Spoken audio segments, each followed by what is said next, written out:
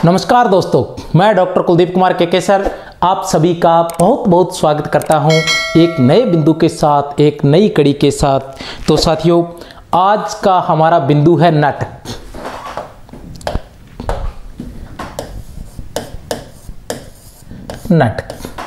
आज हम नाटक से संबंधित अति महत्वपूर्ण जानकारी प्राप्त करेंगे। तो प्यारे विद्यार्थियों, मैं आपको बता देना चाहता हूं कि आज मैं नाटक से संबंधित ऐसी चीज़ें पढ़ाने वाला हूं जो बहुत ही महत्वपूर्ण है और अक्सर परीक्षाओं में पूछी जाती है। महत्वपूर्ण होने के साथ साथ जो बहुत ही आसान है, लेकिन हमारे सामने वो नहीं आ पाती है, वो जानकारी हमारे सामने नहीं आ पाती है, जिसकी वजह से परीक्षा में पूछे जाने वाले, उससे संबंधित परीक्षा में पूछे जाने वाले प्रश्नों को हम हल नहीं कर पाते हैं। तो जो जानकारी मैं आज बताने जा रहा हूं, तो उससे संबंधित जितने भी प्रश्न आते हैं उनको बहुत कम विद्यार्थी कर पाते हैं।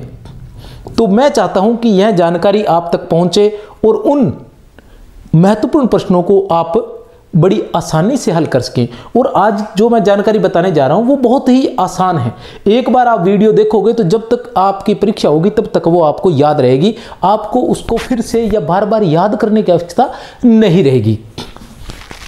समस्या ये रहती है कि हम एक बार भी नहीं पढ़ पाते हैं। तो मैं नाटक से संबंधित ऐसी बहुत सी महत्वपूर्ण जानकारियां आपको बताऊंगा। पहले आपके उपन्यास से संबंधित बहुत सारी जानकारी बता चुका हूं, आज मैं नाटक से संबंधित बहुत सारी जानकारी आपको बताने जा रहा हूं। तो सबसे पहले हम बात करते हैं प्यारे बच्चों, तो एक नंबर पर हमारे पास आता है कार्यावस्था। कार्यावस्था। दो नंबर पर मैं बात करूं तो हमारे पास आता है अर्थ प्रकृति। तीन नंबर पर मैं बात करूं तो हमारे पास आता है नाट्य संधि। ठीक है, अब आता है एक नंबर पर कार्यावस्था, अर्थ प्रकृति और नाट्य संधि। आप कहेंगे ये क्या होता है? तो बड़ा ही आसान होता है। नाटक से संबंधित महत्वपूर्ण शब्द है, ये पारिभाषिक शब्द है। इनसे ही हम नाटक को अच्छे से समझ सकते हैं, प्रत्येक नाटक को, कि नाटक क्या है। ठीक है, कहानी हम समझ जाएंगे, लेकिन नाटक होता क्या है, नाटक की बनावट कैसे होती है, नाटक कैसे बनाया जाता है, ये सारी बातें इसमें ही समझाई जाती है।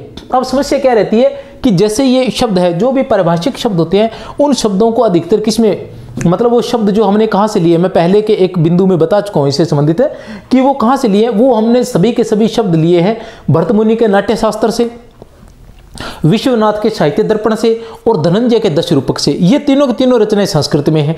तो संस्कृत के जो विद्यार्थी हैं उनके लिए तो थोड़ा सा आसान रहता है, क्योंकि वो इनको पढ़ते रहते हैं। लेकिन हम लोगों ने नाट्य शास्त्र या साहित्य दर्पण या फिर दश रूपक आदि कथाओं को हमने पढ़ा नहीं है। तो ऐसी स्थिति में उन शब्दों को याद रखना या समझ पाना हमारे लिए थोड़ा सा कठिन होता है। तो मैं यहाँ बड़े ही आसानी से उनको समझाने का प्रयास करूंगा। कार्यावस्था, अर्थ प्रकृति और नाट्य संधि। कार्यावस्था क्या है? कार्यावस्था क्या है अर्थात कार्यावस्था क्या है कि जो नाटक की कथा वस्तु है वो किस अवस्था में है, ये बताता है कार्यावस्था। कार्यावस्था के अंतर्गत हम क्या जानते हैं कि नाटक जो है वो किस अवस्था में है, नाटक जो है वो किस अवस्था में है, या नाटक की जो कथा वस्तु है वो किस अवस्था में है, प्रारंभ में है या प्रयत्न की स्थिति में पहुंच चुकी है, या प्रत्याशा की स्थिति में पहुंच चुकी है, या फिर नियताप्ति के क्षेत्र में है, या फिर फलागम में है। किस अवस्था में जो कथा वस्तु है वो चल रही है, ये सारी बात हम कार्यावस्था में जानते हैं। फिर आता है अर्थ प्रकृति। अर्थ प्रकृति में ये होता है कि जो कथा वस्तु चल रही है, जो कथा वस्तु है वो किस प्रकृति की है नाटक में। मतलब नाटक में हम क्रम से चलते हैं, क्रम से चलते हुए देखते हैं कि इस समय अर्थ प्रकृति कैसी है कथा वस्तु की, और इस समय कथा वस्तु प्रकृति कैसी है, इस समय कैसी है। इस अर्थ प्रकृति को हम जानते हैं, उस कथा वस्तु की प्रकृति को जानते हैं। वो इसके अंतर्गत आता है कि उसकी प्रकृति कैसी है, वो बीज रूप में है या वो बिंदु के रूप में फैल चुकी है पूरी तरह से अब, और या फिर पताका के रूप में एक नई कहानी उसके साथ चल रही है, वो पताका के रूप में केवल चल रही है जो कथा वस्तु है, ठीक है, मुख्य कथा वस्तु नहीं है, या फिर प्रक्रिया के रूप में एक छोटी कथा के रूप में वो चल रही है, या फिर संपूर्ण कार्य के रूप में चल रही है, तो ये हम किस में जानते हैं? प्रकृति में जानते हैं। नाट्य संधि इन सब के योग का, आपस में इन दो के योग को नाट्य संधि कहते हैं। तो नाट्य संधि को हम पहले इनको जानेंगे, उसके बाद ही नाट्य संधि को जान सकते हैं। और तीनों को जानना इसलिए तीनों को एक साथ करवाने की कोशिश की क्योंकि तीनों एक दूसरे से जुड़े हुए हैं, बिल्कुल एक साथ चलेंगे। तो पहले हम कार्यावस्था में आते हैं। कार्यावस्था की संख्या भी कितनी मानी जाती है? 5। अर्थ प्रकृति की संख्या भी कितनी मानी जाती है? 5। नाट्य संधि की अवस्था भी कितनी मानी जाती है? 5 मानी जाती है। अब हम सबसे पहले आते हैं कार्यावस्था। कार्यावस्था में सबसे पहले आता है प्रारंभ। 2 नंबर पर हमारे पास आता है प्रयत्न। 3 नंबर पर हमारे पास आता है प्रत्याशा। 4 नंबर पर हमारे पास आता है नियताप्ति। 5 नंबर पर हमारे पास आता है फलागम। यह है कार्यावस्था। कार्यावस्था कितनी होती है? 5। प्रारंभ, प्रयत्न, प्रत्याशा, नियताप्ति, फलागम। अर्थात कथा वस्तु, अर्थात हम नाटक की मान लेते हैं कथा वस्तु कि नाटक की अवस्था कौन सी है? प्रारंभ। भी नाटक प्रारंभ भी है। जब नाटक प्रारंभ होता है मतलब नायक के मन में फल की इच्छा जागृत हो जाना। नायक के मन में फल की इच्छा जागृत हो जाना प्रारंभ में आता है। वहां से कहानी का या कथा वस्तु का, कथानक का प्रारंभ हो जाता है। जैसे शकुंतला नाटक के अंतर जो दुष्यंत है शकुंतला को प्राप्त करने की उसके मन में इच्छा जागृत हो जाती है, वहां से कहानी का प्रारंभ होता है। फिर होता है प्रयत्न। भी फिर वो फल को प्राप्त करने के लिए नायक द्वारा जो प्रयत्न किया जाता है, जब प्रयत्न करना प्रारंभ कर देता है तो वो प्रयत्न में आता है, प्रयत्न अवस्था आती है। जब वो प्रयत्न कर रहा होता है, ठीक है ना, भी इससे जानकारी प्राप्त करता है, उससे जानकारी प्राप्त करता है, पूछता है, फिर प्रयास करता है, जाता है, युद्ध लड़ता है कि शकुंतला को किस तरह से प्राप्त किया जा सकता है, तो वो सारा प्रयत्न में आ जाता है। वो अवस्था प्रयत्न अवस्था रहती है। प्रत्याशा, प्रत्याशा में क्या होता है कि जैसे प्रयत्न है, प्रयत्न में पता चलता है कि शकुंतला कहाँ मिलेगी, कैसे मिलेगी, उसे कैसे प्राप्त किया जा सकता है प्रयत्न करने के बाद। लेकिन प्रत्याशा में क्या होता है, यह तो पता चल जाता है कि शकुंतला, आशा जागृत हो जाती है कि शकुंतला कहाँ है और वो कैसे प्राप्त होगी। लेकिन कुछ बाधाएं अभी भी रहती है। आशा तो जागृत हो जाती है लेकिन बाधाएं अभी भी रहती हैं कि ये बाधाएं, आशा जागृत हो जाती है लेकिन बाधाएं रहती हैं, समस्याएं रहती हैं और ये दिमाग में रहता है कि मिलेगी या नहीं मिलेगी। तो इस क्षेत्र में हम क्या करते हैं कि प्रत्याशा मतलब आशा जागृत हो जाती है, फिर उन बाधाओं को पार करना है तब मिलेगी। नियताप्ति, नियताप्ति में क्या होता है कि हम बाधाओं को पार कर चुके होते हैं और ये पूरी तरह से तय हो जाता है कि जो फल की प्राप्ति अवश्य ही हो जाएगी। और फलागम, फलागम में उस फल की प्राप्ति हो जाती है। कहने से तात्पर्य कि प्रत्याशा में तो फल प्राप्ति की केवल आशा जागृत होती है और नियताप्ति में फल प्राप्ति तय हो जाती है, फल की प्राप्ति तय हो जाती है कि फल की प्राप्ति हो ही जाएगी। और फलागम में क्या होता है, फल की प्राप्ति हो जाती है। अब आते हैं हम अर्थ प्रकृति। अर्थ प्रकृति की बात करते हैं तो इनकी संख्या भी 5 मानी जाती है। कौन कौन सी? सबसे पहले 1 नंबर पर आता है बीज। 2 नंबर पर हमारे पास आता है बिंदु। 3 नंबर पर है पताका। 4 नंबर पर हमारे पास है प्रक्रिया और 5 नंबर पर है कार्य। अब ये क्या है, प्रकृति कैसी है कि बीज रूप में जो कथा वस्तु है वो क्या है, अभी बीज रूप में है। जैसे नायक के मन में फल की इच्छा जागृत होना तो वो बीज रूप है।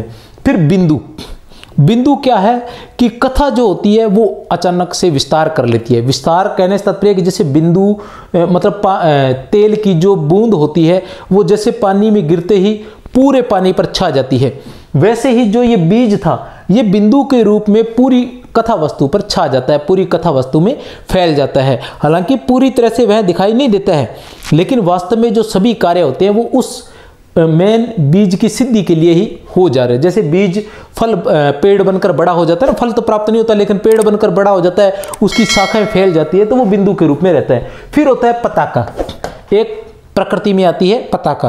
पताका क्या है, यह अर्थ मुख्य कथा के साथ चलने वाली प्रासंगिक कथा होती है।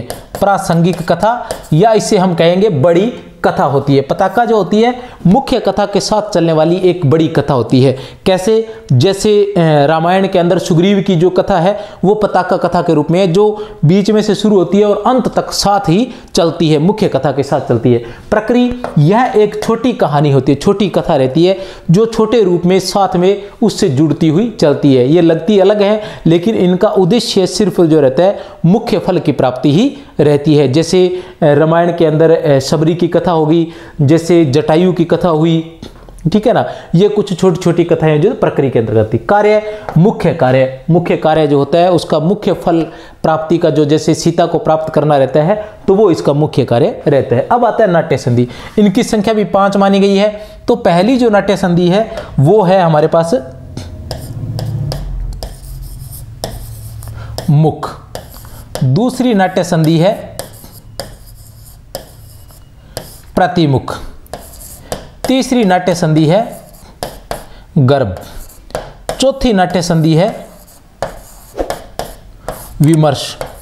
और 5वीं नाट्य संधि है निर्वहन। ये 5 नाट्य संधियां हैं, मुख, प्रतिमुख, गर्भ, विमर्श और निर्वहन। ये 5 नाट्य संधियां मानी जाती है। ये 5 नाट्य संधियां कैसी होती है? इन्हीं से, इनके क्रम में हम बदलाव नहीं कर सकते। ये इनका क्रम जो होता है वो यही रहता है। इसी क्रम में रहेंगे तभी हम नाट्य संधियों को सही कर पाएंगे। मुख में क्या रहता है? मुख में प्रारंभ और बीज की संधि होती है। प्रारंभ और बीज की संधि होती है कि कथा वस्तु का प्रारंभ होता है और फल प्राप्ति का बीज, मतलब पूरी कथा वस्तु का बीज उसमें उत्पन्न हो जाता है। ये और प्रतिमुख, प्रतिमुख में क्या रहता है? प्रयत्न और बिंदु की संधि होती है। यहां प्रयत्न और बिंदु की संधि होती है। जैसे ही वो प्रयत्न शुरू करता है तो वह बिंदु के समान प्रयत्न शुरू करता है, तो वो जो प्रकृति होती है वो बिंदु के समान पूरे कथा वस्तु में फैल जाती है। उसके बाद पूरी कथा वस्तु उसी के अंतर्गत रहती है। फिर आता है गर्भ। गर्भ में क्या रहती है? प्रत्याशा प्लस पताका, मतलब आशा जागृत हो जाती है। आशा मतलब जैसे ही राम को हनुमान मिले, हनुमान की जो कथा होती है अंत तक चलती है, हनुमान मिलते हैं, उसके बाद वो सुग्रीव से मिलवाते हैं, तो सुग्रीव वाली कथा क्या है? पताका है। और इधर क्या थी? प्रत्याशा। उसी के साथ ही क्या हो जाती है? आशा जागृत हो जाती है। उसी के साथ ही आशा जागृत हो जाती है। जैसे ही सुग्रीव की कथा, ये संधि कहलाती है प्रत्याशा और पताका की। इनकी संधि होती ही एक आशा जागृत हो जाती है, प्रत्याशा आशा जागृत हो जाती है कि हाँ सीता अब मिल जाएगी, लेकिन बाधाएं अभी भी बनी रहती हैं। तो फिर आता है विमर्श। विमर्श में क्या रहता है? नियताप्ति और प्रक्रिया। नियताप्ति और प्रक्रिया, नियताप्ति और प्रक्रिया, इन दोनों के संयोग को विमर्श बोलते हैं। कहने से तात्पर्य है कि यहां जो फल प्राप्ति तय हो जाता है कि फल की प्राप्ति अवश्य ही होगी। निर्वहन, निर्वहन का मतलब होता है समाप्ति। निर्वहन का मतलब ही समाप्ति होता है। तो यहां कथा समाप्त हो जाती है। समाप्ति में क्या होता है? फलागम और कार्य की संधि होती है। फल प्राप्त हो जाता है, कार्य पूर्ण हो जाता है। निर्वहन मतलब समाप्त हो जाती है कथा। तो ये है संधि।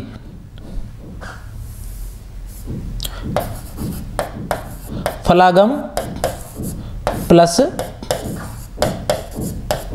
कार्य। तो ये जो है नाटक से संबंधित बहुत ही महत्वपूर्ण बातें हैं जिन्हें आप यहां पढ़ सकते हैं। और इससे संबंधित बहुत बार पूछा जाता है। मुख के बारे में पूछा जाता है, प्रतिमुख के बारे में पूछा जाता है, गर्भ के बारे में, विमर्श के बारे में, निर्वहन के बारे में, बीज, बिंदु, पताका क्या होती है, प्रक्रिया क्या होती है, कार्य क्या होता है। ठीक है, एक बार संक्षिप्त रूप से मैं पुनः आपको बता देना चाहता हूं कि कार्यावस्था जहां कथा वस्तु की अवस्था का पता चलता है, प्रकृति जहां कथा वस्तु की प्रकृति का पता चलता है, नाट्य संधि इन दोनों की संधि होती है। कार्यावस्था प्रारंभ, प्रयत्न, प्रत्याशा, नियताप्ति और फलागम। प्रारंभ मतलब जहां नाटक जो होता है, कथा वस्तु जो होती है वो आरंभ की अवस्था में रहती है, अर्थात फल की, नायक के मन में फल की इच्छा जागृत होती है। ठीक है, फल प्राप्त करने की। प्रयत्न, फल प्राप्त करने के लिए प्रयत्न प्रारंभ होता है। प्रत्याशा, फल प्राप्ति की आशा जागृत होना। नियताप्ति, फल प्राप्ति तय हो जाना। और फलागम, फल प्राप्त हो जाना। मतलब प्रारंभ, फल प्राप्ति की इच्छा जागृत होना, प्रयत्न फल प्राप्ति के लिए प्रयत्न करना, प्रत्याशा फल प्राप्ति की आशा जागृत होना, नियताप्ति फल प्राप्ति तय होना, फलागम फल की प्राप्ति हो जाना। बीज जो कथा वस्तु है वो बीज रूप में रहना, बिंदु के रूप में जैसे पानी फैलता है, जो तेल होता है वो पानी में फैलता है, वैसे वो जो बिंदु होता है वो बिंदु की तरह जो कथा वस्तु है वो पूरे में मतलब कथा वस्तु में पूरे में फैल जाती है। क्या? जो बीज होता है वो पूरी कथा वस्तु में फैल जाता है। जो फल की इच्छा होती है वो पताका एक ऐसी बड़ी कथा जो अंत तक साथ चलती है, मुख्य कथा के अंत तक साथ चलती है। प्रक्रिया एक छोटी कथा जो थोड़ी दूर चलकर समाप्त हो जाती है।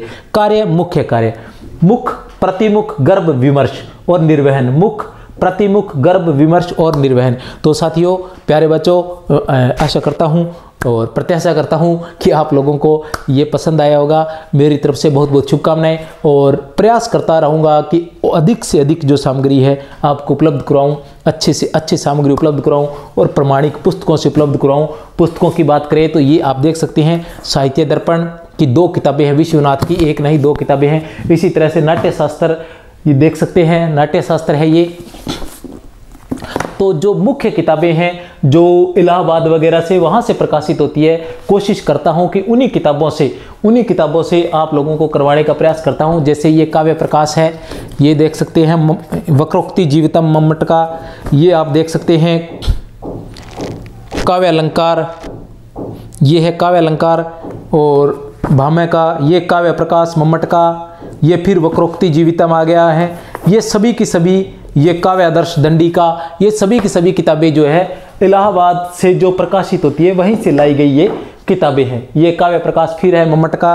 तो ये बहुत सारी एक एक पुस्तक के बहुत से अंक लाकर रखे हुए हैं यहाँ। तो सोचता हूँ कि कहीं कभी न कहीं कोई बोलने में या याद रहने में कभी छोटी मोटी त्रुटि हो जाती है, लेकिन फिर भी ये प्रयास रहता है कि आप लोगों को प्रमाणिक जो जानकारी है वो ही उपलब्ध करवाई जाए। तो बहुत बहुत शुभकामनाएं। देव हंसते मुस्कुराते रहें, सफलताएं प्राप्त करें। जीवन में आशा निराशा बनी रहती है। कहते हैं कि हर रात के बाद एक दिन आता है, हर रात के बाद सवेरा आता है। तो कभी भी जो असफलता होती है वो स्थायी नहीं होती है। आप प्रयास करते रहिए, सफलताएं आपको प्राप्त अवश्य होंगी। प्रयास में कमी नहीं होनी चाहिए। बस मैं तो इतना जानता हूं कि आपके प्रयास में कमी नहीं होनी चाहिए। जरूरी नहीं होता कि हर इंसान जीवन में सफल ही हो, लेकिन प्रयास में अगर कहीं कमी रह जाती है तो वह बड़ी कमजोरी की बात है। इंसान होकर कमजोर होना नहीं। हमेशा दिमाग में यह बात रहनी चाहिए कि मैं हार नहीं मान सकता। दुनिया इधर की इधर हो जाए, लेकिन मैं हार नहीं मान सकता। हमेशा अपने दिल में इस बात को स्थान दीजिए पहले नंबर पर। जैसे एक फिल्म है ना 3 इडियट, वो कहते ऑल इज वेल। तो उसी तरह से हमेशा ध्यान रखिए कि मैं हार नहीं मान सकता, चाहे कुछ भी हो जाए। लड़ेंगे और आखिरी दम तक लड़ेंगे, और जब तक जिंदा है हम हार मानने वाले नहीं हैं। तो जय हिंद, जय भारत,